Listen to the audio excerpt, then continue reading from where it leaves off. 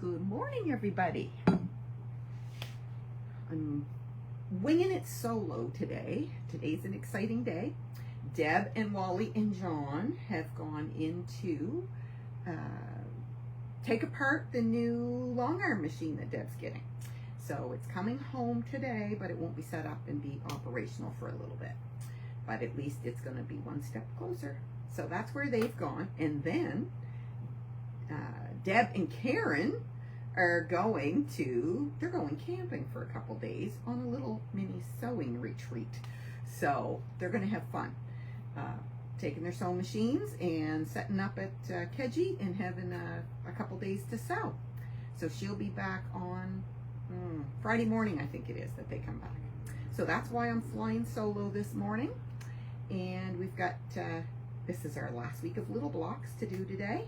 And then we'll have, next week we'll do the center block. But the other thing I wanted to mention first before we get started, while a few people get on, I see a few people are starting to wake up. One of the next things that Deb is planning on doing is this. It's our Jello, but in the center is a large medallion that is paper pieced. So that's going to be, I think Deb's next sew along is actually going to be this one. So she's mentioned it before, and there's been some questions about it and whatnot, and people have bought the pattern or are speaking for the pattern. But just to give you a heads up, this pattern, when you total up the requirements on the back for a twin size quilt, it says you need 28 meters. Like, that has got to be a misprint. There is no way you can use 28 meters of fabric in a twin quilt.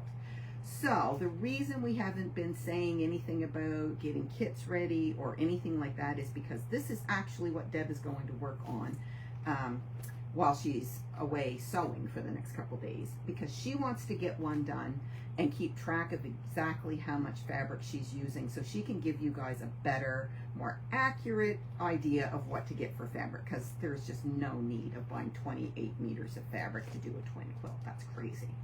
So have a little patience, and when she gets hers together, she'll be able to give you a better idea of what the exact fabric requirements are for anybody that was interested in doing this one. So that's the scoop on the next thing that we're going to do.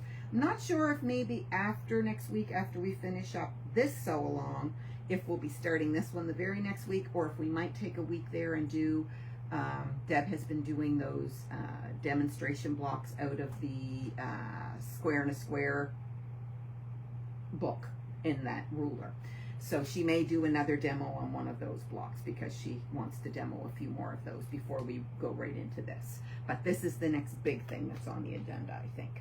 So she should have more information on that after she gets back from this couple days of sewing. So today, let's see, any comments here? The other thing is I'm doing my happy dance because our humidity broke yesterday, and I'm so happy. I cannot handle this humidity. I can take heat, but man, this humidity wipes the life right out of you. So good morning, everybody. I see people are getting on and waking up. So today we have 3 sections again, but they're easy sections. Easy, easy, easy. And then next week, like I said, the medallion, and we'll be finished other than putting your borders on and finishing up your quilt. So we have a very simple, the first thing is simple, simple, simple. You're going to do filler strips. We talked about those before, right? So just basic 2-inch filler strips. You need 2 different ones, and you need 2 of each of these, right? Because 1 and 1 go on one side, and you need the second pair to go on the other side. So these are 2.5-inch squares.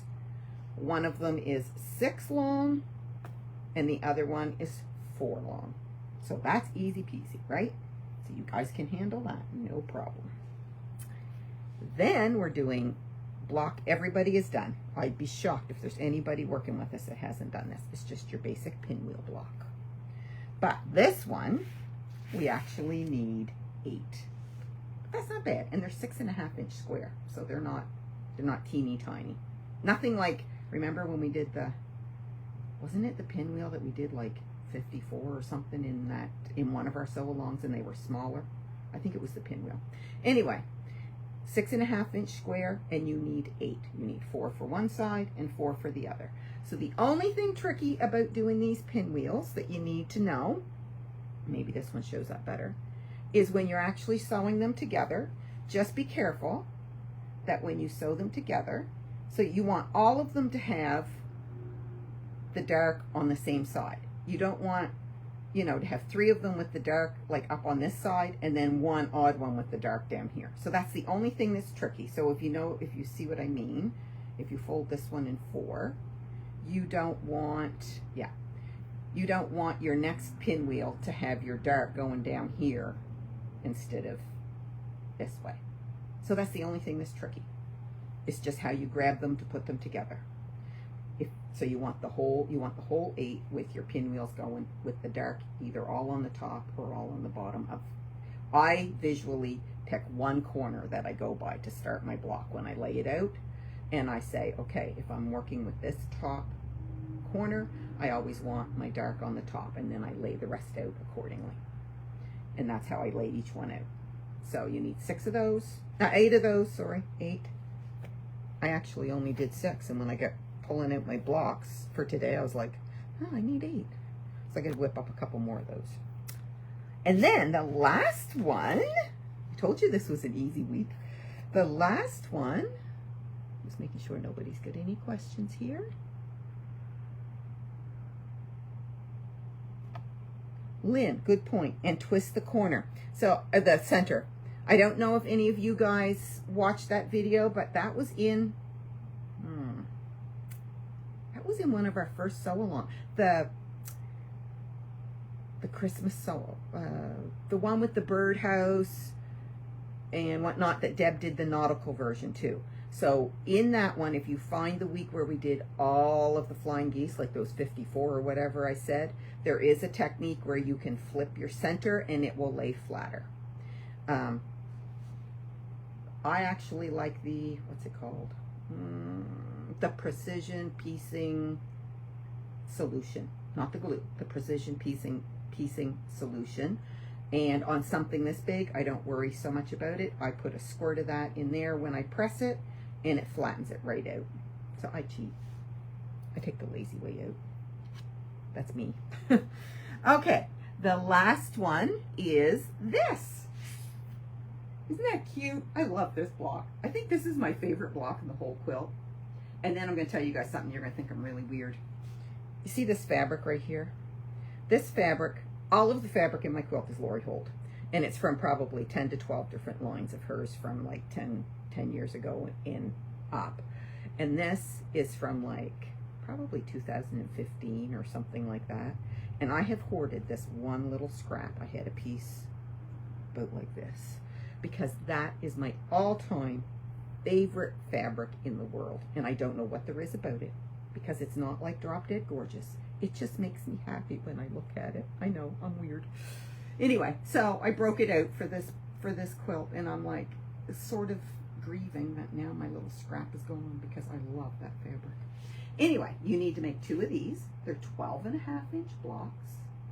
And this was just a picture I saw, and I loved it. And I'm calling it the mix-up block because it's simple to do. It's basically 4, when you break that down, look, there's a flying geese unit, right?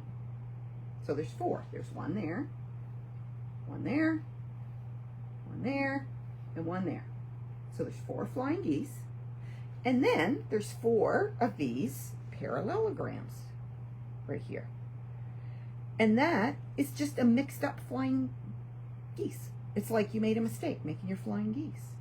So when you start with your flying geese, you make one side like that, right? And then typically you add your next block and you sew corner to corner and you trim it and iron it back, right? And that gives you your flying geese.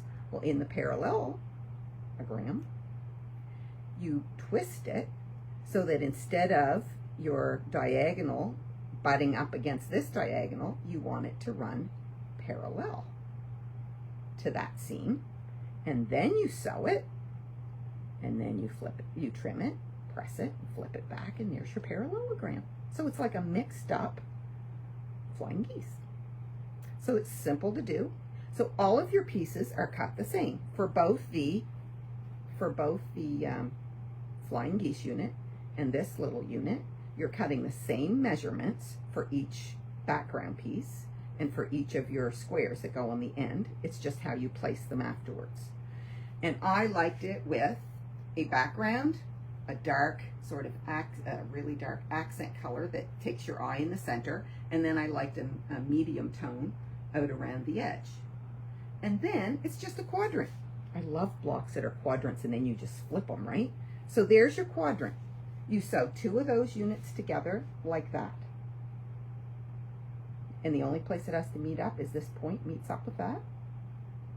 And then it's just a matter of rotating them around the block to give you this. So you make 4 of those quadrants and you put it here, and then you rotate it for there, and you rotate it for there, and you rotate it for there, and sew it together. So it's basically like a large 4 square once you get those done. So it's easy peasy. 12.5-inch block. You need 2, 1 for each side, and that's all there is to it. And the cutting directions are there, but like I said, they're the exact same measurement for your center piece of each one of these and for each of your corner squares. So they're all there, and I showed that and how you lay it out. So you're not going to have any trouble this week to finish up, I don't think. But for anybody that's running behind, that's no big deal, because the videos will be there, the directions will be there. You can catch up whenever. Summer's a busy time. A lot of people don't sew as much in the summer. Let me see here. Anything else? Okay. So next week is our center medallion, and that is when we get it sewn. It's 24.5 by 24.5, and that will go in the center. And then half of these blocks that we've been making are going to make up the right-hand side of that medallion. The other half is going to make up the left-hand side, and then that gives us our center row that we're going to sandwich between our upper and bottom row.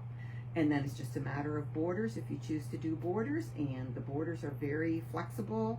So if you finish this quilt without borders, when we get done, if you've done the queen size, it's 84 by 96. So that's a nice generous double without borders, like that could be right to the floor on a double bed or whatever, like, or a nice hang on a double bed, give you a 12-inch drop on each side. Or you could finish it with 4-inch borders, which would give you like a 92 by 104, or 6-inch borders, which would give you like 96 by 108. So you could do whatever you need to do there to get whatever desired size you want. I haven't decided yet what I'm doing. I'm going to wait till I get my pieces all together and then play with it a bit. And I don't know whether I'm doing a single border or double borders. I haven't decided. I got to see what I like when I'm done. So next week at 9 o'clock, we'll finish up with our big center medallion. And I've got that done, and I really like it. Anyway, it's been nice seeing your picture. Oh, that was the other thing I was going to say. Guys, when you post pictures in the Quilt Project page and you don't see me comment, it's not that I'm not looking. Deb and I both comment here at work but we're always signed in as Quilts by the Bay. So it looks like it's always Quilts by the Bay that's commenting, but half the time it's me, half the time it's her, half the time it's Karen. It's whoever's working that day or whatever. And I'm taking a little break from Facebook, sort of in my personal life after supper. Summer's busy, gardening, things you want to do. So I'm not really spending much time looking at Facebook at home on my off time. So anyway, it's not that I'm not seeing. There's been some sweet, sweet ones. And I love how people are making everything. Can you show picture of finished? Of the finished what, Charlene? The finished quilt? Not yet, because it's a surprise and we don't know what the medallion is until next week. But next week, you'll see the full thing. So stay tuned for next week, if that's what you mean. And I think that's it. So we'll see you next Wednesday morning. And if you guys have any questions, message me or whatever. Give me a call here at the shop if you have any questions, and I'm happy to answer them. You guys have a great day, and I hope everybody's humidity broke, same as ours. Talk to you later.